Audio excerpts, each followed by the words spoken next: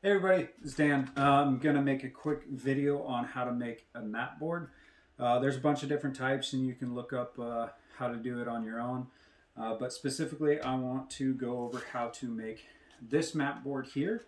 I made it up for a land nav class that I conducted a couple days ago, and I found it was actually a little more useful than the traditional mat board where you have the two pieces of plexiglass. So I'm going to go over how to make that. Basic supplies that you'll need: some type of clear plastic or Mylar sheeting. I'll leave leave a link in the description below for these ones. They're clear plastic. I think they're 5 mils, so they're pretty thick, but they're very flexible. And duct tape. If you want to add like a 550 cord little lanyard to it, you can do that as well. But to make this board, well, actually, before I show you how to make the board, I'm going to explain the board a little bit better. All right, so on this one, as you can see, I have a protective outer coating here. And then I have another piece of Mylar over the top of my mat. Now for this one, I decided, because we ended up having two mats we were going to run, I took the maps and I sandwiched them here in between the two pieces of Mylar and then added an outer layer. So you write on this one, protect it with this one, and it does the same on the back side. So to go ahead and make that, you need to start with your two inner layers. And the easiest way to do this that I found, you take your duct tape and just do a quick little sheet. All right, to do this, you're going to take your piece of duct tape, you're going to lay it with the sticky side up, and then you're going to take your Mylar sheet and you're going to center it on your duct tape here. That way you have half of the duct tape on the current Mylar sheet and the other half is exposed. From there, you're just going to take your other Mylar sheet. Now with this, depending on the thickness of your Mylar, you want to make sure that when you place this on, you don't butt it up exactly against the other Mylar. If you do that, you can't get it to fold over and close. So you want to give a little bit of gap. And with this one, I'm going to give probably an 1/8 inch gap on either side. So I set it in. And if you can see, we can get that in there. You see I have a pretty even gap on either side. And then I go ahead and flip it over, and there's your inner part fixed. Now from here, what you're going to do is you're just going to throw your map, the map you're going to be using, on the inside, and you're going to tape it down. If you don't want to have that little sticky side there interfering with anything, just add another layer of duct tape on the internal side here, just so it sets there. Again, you're going to add your map, tape it down on the four corners, just like I have here on this map. I have it taped down in the four corners. And then you'll close the inner portion here. And then what I did on this one is I just taped the two inner Mylars together, and that way that keeps that set. Now to add your outer protective layer, again, simple and easy. You want to flip it over and crease it down first. You want to get another layer of duct tape. Start it out at the same width as your Mylar. Again, you're going to lay it down flat on the table. You're going to go ahead and center the Mylar on it.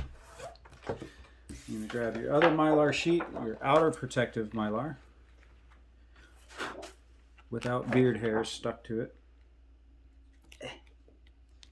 Oh, whatever. You're going to set it in there. Again, you want to give a gap. Now, remember, you have the two pieces of Mylar plus the thickness of your existing duct tape that you got to account for. So this gap is going to be a little bit bigger. I'm going to go with probably about a 1/4 inch gap. Now, the other way to do it, you can lay this Mylar over the top.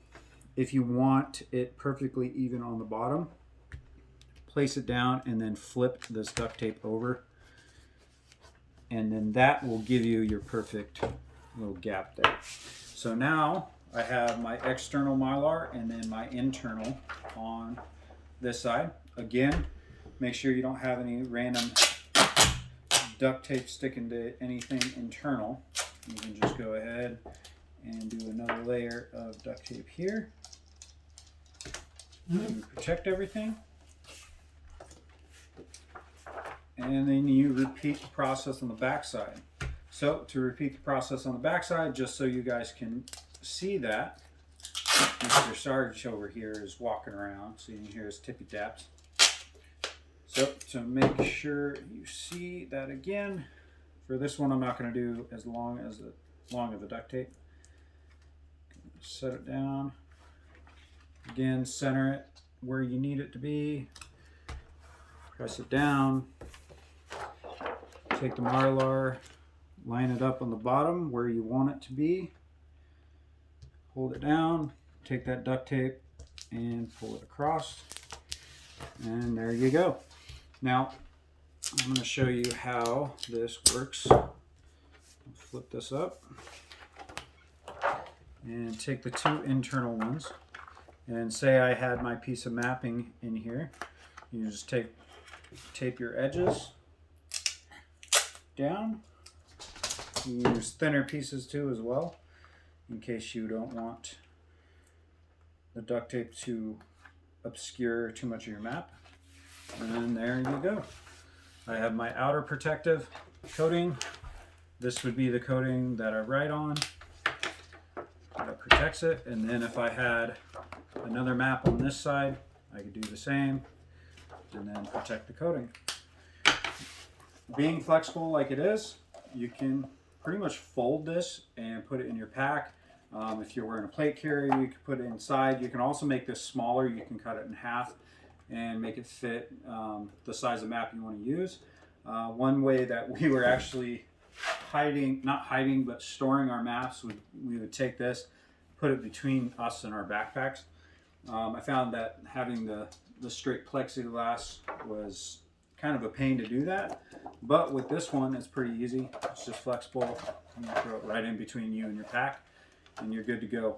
Again, this is simple, quick, fast, and easy. If you need an expedient one, you can clean it up. You can put duct tape on the edges, make it nice and neat like all the other ones. And then again, if you wanted to have this so you can wear it around your neck, you just take your 550 cord ends, duct tape them to this, and then you have your lanyard. You can also cut holes if you want to do it that way, do hole punch, something like that. But that is a quick down and dirty how to make a two-sided map board. That way you can put your routes and different things on your map. Thank you.